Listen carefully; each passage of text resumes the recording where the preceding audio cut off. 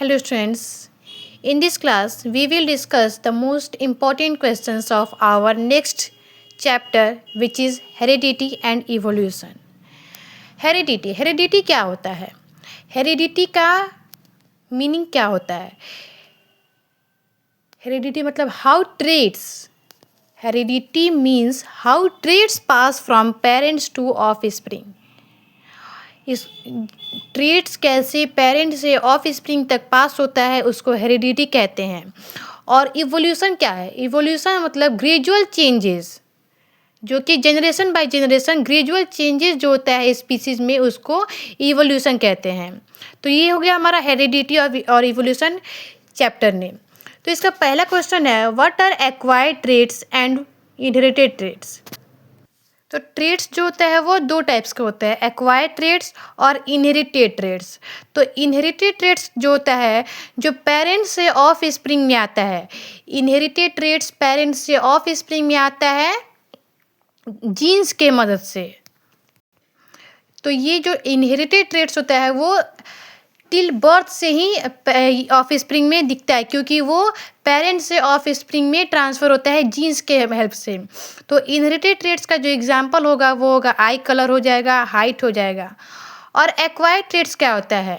तो acquired trait जो होता है वो जिसको हम लोग एक्वायर करते हैं, जो कि हमारे लाइफ टाइम में इन्वायरमेंट के इन्फ्लुएंस से जनरेशन बाय जनरेशन जो कि हमारे स्पीसीज में चेंजेस दिखने को मिलते हैं उसको एक्वायर्ड ट्रेट्स कहते हैं. जिसमें आ गया मसल्स गेनिंग, लर्निंग हो गया, स्कार्स हो गया. तो ये हो गया हमारा एक्वायर्ड ट्रेट्स और इनहेरिटेड ट्रेट.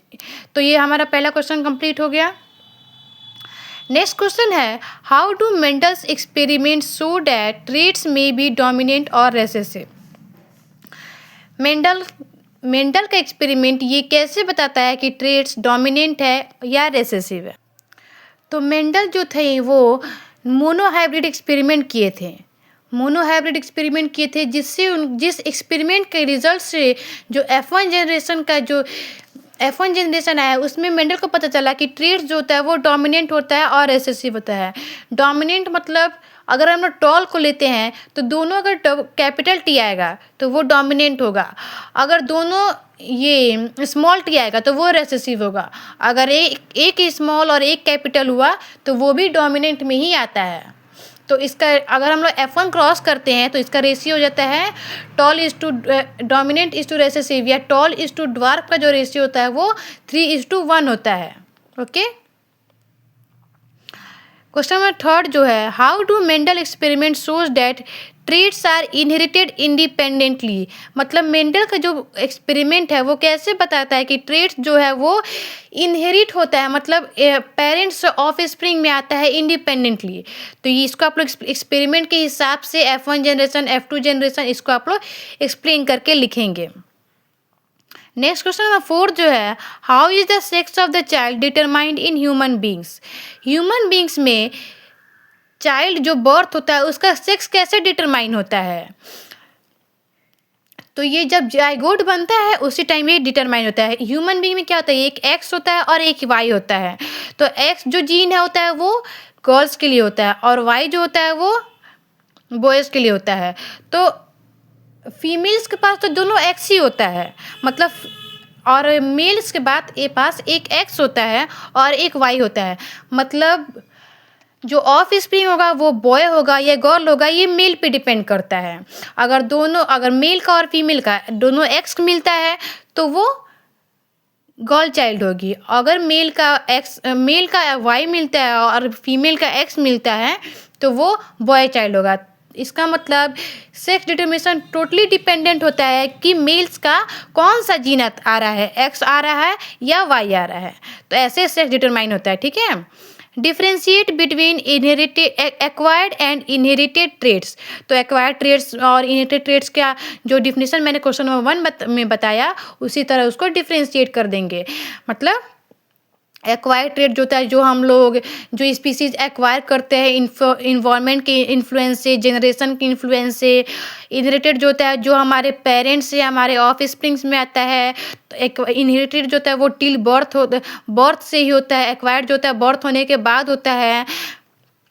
तो ये सब हम लोग लिख देंगे। Why did Mendel choose P plant? Question number 6, ये मोस्ट इंपॉर्टेंट क्वेश्चन है। आई थिंक ये हर साल बोर्ड्स में आती ही है। तो why did Mendel choose P plant? Mendel ने अपने एक्सपेरिमेंट के लिए पी प्लांट का ही चयन क्यों किया? तो मेंडल ने पी प्लांट को ही चयन किया क्योंकि पी प्लांट का जो नेम होता है वो पाइसम सटाइवम होता है। पी प्लांट का जो होता है लाइफ साइकिल बहुत ही शॉर्ट लाइफ साइकिल होता है। ये इजी टू कल्टीवेट होता है, मेनी ऑफ स्प्रिंग्स को प्रोड्यूस करता है। इसलिए मेंडल ने अपने एक्सपेरिमेंट के लिए पी प्लांट पाइसम सटाइवम का चयन किया क्योंकि इसका पहला शॉर्ट लाइफ स्पैन होता है, इजी टू कल्टीवेट होता है, प्रोड्यूस्ड मेनी ऑफ स्प्रिंग होता है, allowing for quick large scale studies, मतलब क्विक और लार्ज स्केल में स्टडी को प्रमोट करता है। ये इसका शॉर्ट लाइफ स्पैन होता है, इसलिए मेंडल ने पी प्लांट का चयन किया। तो ये 6 क्वेश्चन जो हमारे जेनेटिक्स का है, क्लास 10 का है, ये मोस्ट इंपॉर्टेंट क्वेश्चन है। इसमें एक्वायर्ड ट्रेट क्या होता है, इनहेरिटेड ट्रेट्स क्या होता है, मेंडल का एक्सपेरिमेंट को एक्सप्लेन कीजिए, F1 जनरेशन का रेशियो बताइए, F2 जनरेशन का रेशियो बताइए, मेंडल ने पी प्लांट का क्यों चयन किया, पी प्लांट का जो नेम होता है वो पाइसम सटाइवम होता है। अपने एक्सपेरिमेंट के लिए मेंडल ने पी प्लांट का चयन किया, उसके पीछे का रीज़न बताइए। तो मेंडल क्या थे? एक मैथमेटिक्स थे, एक मैथमेटिशियन थे मेंडल। उन्होंने इस जेनेटिक में सिर्फ मैथ्स का यूज़ करके इसको इस जेनेटिक्स का फॉर्मेशन किया है मेंडल ने। Okay, thank you.